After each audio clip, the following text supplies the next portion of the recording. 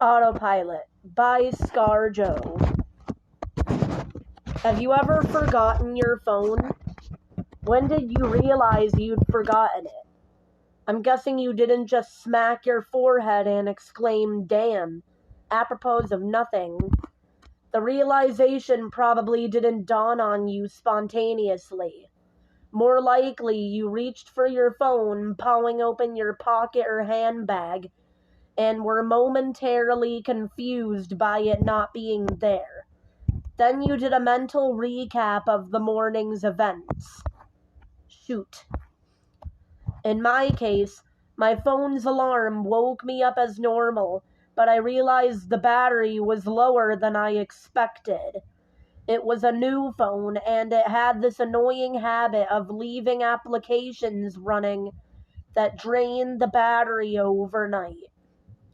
So I put it on to charge while I showered instead of into my bag like normal. It was a momentary slip from the routine, but that was all it took. Once in the shower, my brain got back into the routine it follows every morning, and that was it. Forgotten.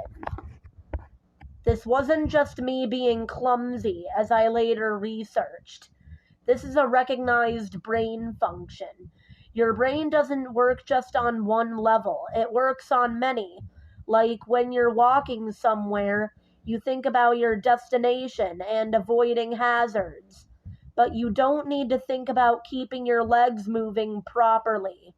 If you did, the entire world would turn into one massive, hilarious quap cosplay. I wasn't thinking about regulating my breathing. I was thinking whether I should grab a coffee on the drive to work. I did. I wasn't thinking about moving my breakfast through my intestines. I was wondering whether I'd finish on time to pick up my daughter Emily from the nursery after work, or get stuck with another late fee. This is the thing. There's a level of your brain that just deals with routine, so that the rest of the brain can think about other things. Think about it. Think about your last commute. What do you actually remember? Probably little, if anything. Most common journeys blur into one, and recalling anyone in particular is scientifically proven to be difficult. Do something often enough and it becomes routine. Keep doing it and it stops being processed by the thinking bit of the brain and gets relegated to a part of the brain dedicated to dealing with routine. Your brain keeps doing it without you thinking about it. Soon, you think about your route to work as much as you do keeping your legs moving when you walk. Most people call it autopilot, but there's danger there. If you have a break in your routine, your ability to remember and account for the break is only as good as your ability to stop your brain going into routine mode. My ability to remember my phone being on the counter is only as reliable as my ability to stop my brain entering morning routine mode, which would dictate that my phone is actually in my bag. But I didn't stop my brain entering routine mode. I got in the shower as normal, routine started, exception forgotten. Autopilot engaged. My brain was back in the routine. I showered, I shaved. The radio forecasted amazing weather. I gave Emily her breakfast and loaded her into the car. She was so adorable that morning. She complained about the bad sun in the morning blinding her, saying it stopped her having a little sleep on the way to nursery, and left. That was the routine. It didn't matter that my phone was on the counter charging silently. My brain was in the routine, and in the routine, my phone was in my bag. This is why I forgot my phone. Not clumsiness, not negligence, nothing more my brain entering routine mode and overriding the exception. Autopilot engaged. I left for work. It's a swelteringly hot day already. The bad sun had been burning since before my traitorously absent phone woke me. The steering wheel was burning hot to the touch when I sat down. I think I heard Emily shift over behind my driver's seat to get out of the glare. But I got to work, submitted the report, attended the morning meeting. It's not until I took a quick coffee break and reached for my phone that the illusion shattered. I did a mental re-step. I remembered the dying battery. I remembered putting it on to charge. I remembered leaving it there. My phone was on the counter. Autopilot disengaged. Again, there lies the danger. Until you have that moment, the moment you reach for your phone and shatter the illusion, that part of the brain is still in routine mode. It has no reason to question the facts of the routine. That's why it's a routine. The act of repetition. It's not as if anyone could say, "Why didn't you remember your phone? Didn't it occur to you? How could you forget?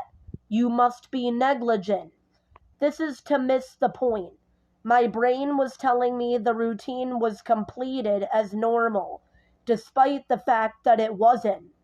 It wasn't that I forgot my phone.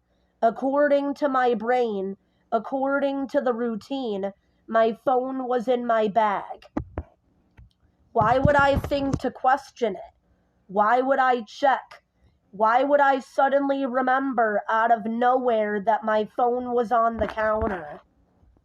My brain was wired into the routine, and the routine was that my phone was in my bag. The day continued to bake.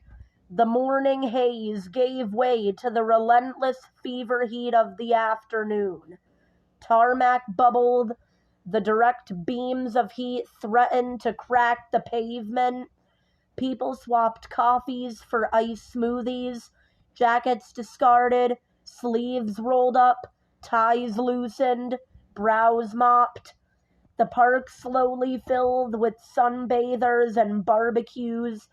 Window frames threatened to warp. The thermometer continued to swell. Thank frick the offices were air-conditioned. But as ever, the furnace of the day gave way to a cooler evening. Another day, another dollar. Still cursing myself for forgetting my phone, I drove home.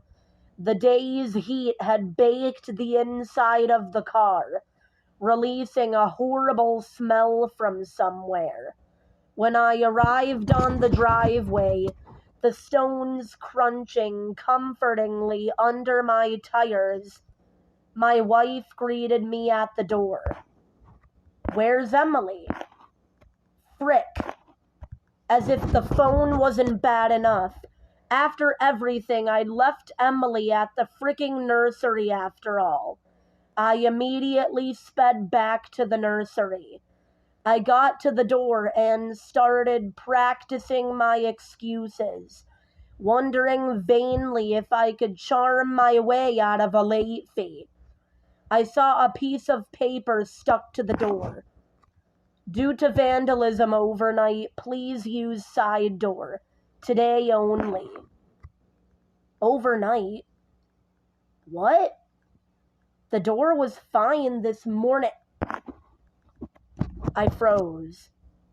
My knees shook. Vandals.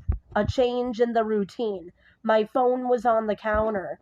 I hadn't been here this morning. My phone was on the counter. I'd driven past because I was drinking my coffee.